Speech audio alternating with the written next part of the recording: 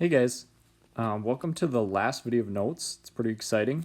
What we're learning about today is applications of regular polygon areas, and we're going to be doing applications of things besides just regular polygons, but for the most part it's going to be having to do with that regular concept. So the first problem here says the stop sign shown is a regular octagon with a perimeter of about 99.2 inches and a height of 30 inches. Okay, so we got some information. We know that the distance around the stop sign is 99.2. So I'm just going to put P equals 99.2. Now, the height being 30 inches. So the distance from top to bottom, that right there is 30 inches. That's going to give us some important information for part B of this problem. Part A says, what is the measure of each central angle? We haven't really talked about central angles with polygons, but we did talk about central angles back when we talked about circles. So if I were to put a center here, all angles coming from that point would be considered a central angle. What they're looking for, though, is any point between two consecutive vertices, so like here and here. We want to figure out what is the value of that angle. Okay, and since we would have 8 of those, technically there's 8 different central angles that we could draw on this image. We just need to figure out the value of one though. But if you think about it, so there's 8 different sides, so it makes sense we'd have 8 different central angles.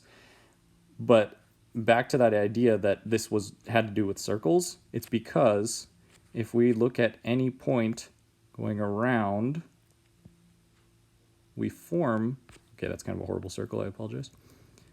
That's better.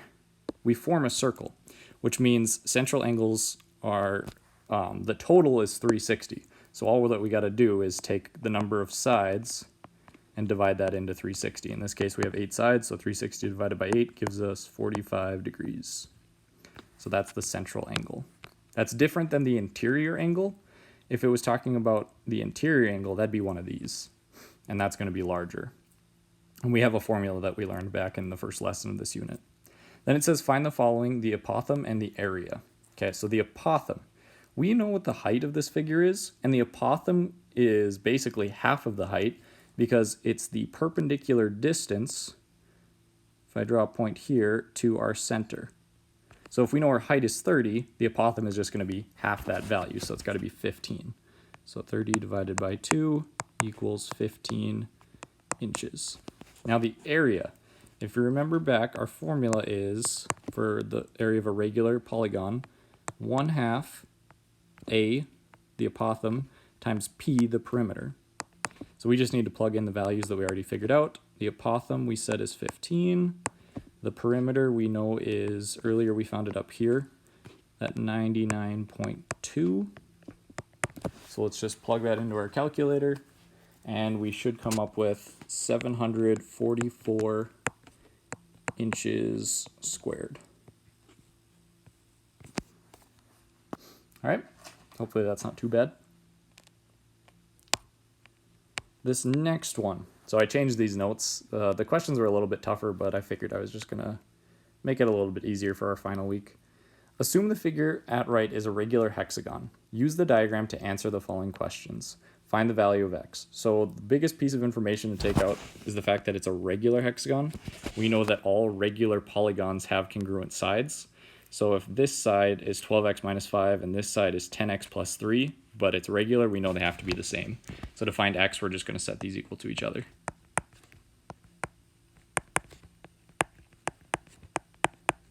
And then we're just going to solve. So I'm going to subtract 10x from both sides. I'm going to add 5 to both sides. That's going to go away. That's going to go away. And 12x minus 10x gives us 2x. 3 plus 5 gives us 8. Divided by 2. X equals 4. All right, there's one answer. Then it says find the perimeter of the hexagon. So to find the perimeter, we would just take our x value, plug it back in. So if I plug it into that second one there, or the first, we get 40 plus 3, which equals 43. And since it's a hexagon, so it's 6 sides, take that times 6. 43 times 6 is going to give us 258. And we can put units since I didn't put a label on these. Doesn't really matter. Hopefully that's not too bad. Next one. We kind of did problems like this earlier in the year too when we talked about quadrilaterals. The perimeter of a rectangle is 40 inches. The length of the rectangle is 3 times its width. Find the length and width of the rectangle. Sketch a diagram. This is a good ACT style problem. Definitely see one like this. So let's sketch our diagram like it says first. So the perimeter is 40 inches. And we know the length of the rectangle is 3 times bigger than its width. So let's call the width x. So here on the side, these are both going to be x. The reason I want to do that is because I don't know what the value of the length or width is, but I know that the length is 3 times bigger, so it's going to be 3 times that value. So it's going to be 3x. My polygon artistry is not here today. I apologize. So remember, to find perimeter of any polygon, you just add up all the sides. So 3x plus 3x plus x plus x equals 40. So let's add everything on the left. We get 8x equals 40. Divide by 8.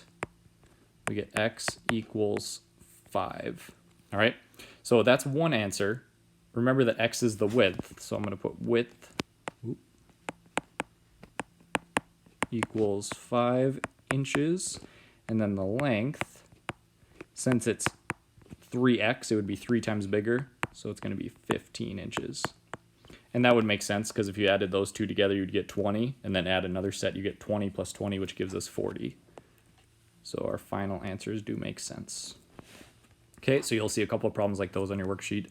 Hopefully that's not too bad. You just refer back to this example if you need to.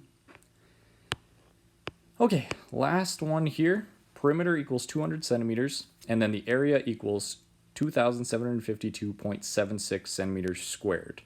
So I went ahead and did the perimeter and area. On the worksheet, you're actually going to have to find it based off of the figure. So you'll have to do a little bit more work, but it's going to be similar to what we did in the last lesson.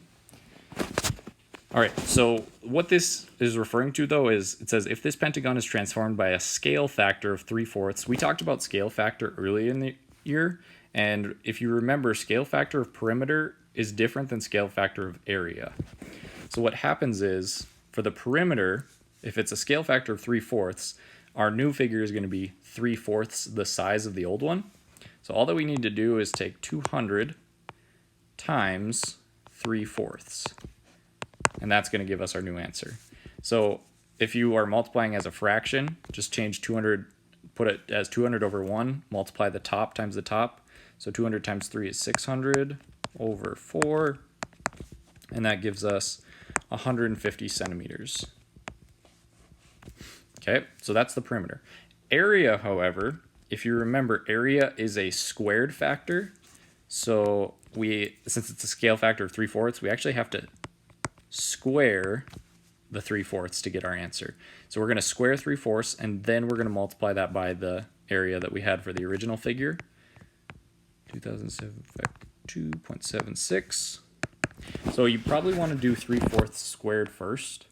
Whenever you square a fraction, you square the top and the bottom. So 3 squared is 9, and then 4 squared is 16. So we need to take 9/16 times this number here. And if you do it correctly, you should get, let me see here,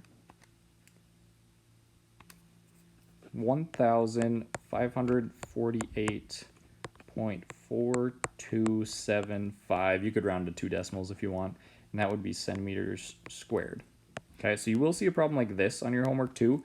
You will have to find the perimeter and area with the given information on the figure. But once you get to the scale factor part, I think this is where we need more instruction. So if it's perimeter, you just multiply by the scale factor. If it's area, you have to square the scale factor and then multiply by the given value that you find for your previous answer. All right, and that's all the notes I have for you. I hope you guys have a great week. This is the last lesson, so after you're done with this and you get in all your other assignments, you're done with geometry. I'm not going to have any other assignments for this week. I'll probably post a assessment that you can fill out really quick.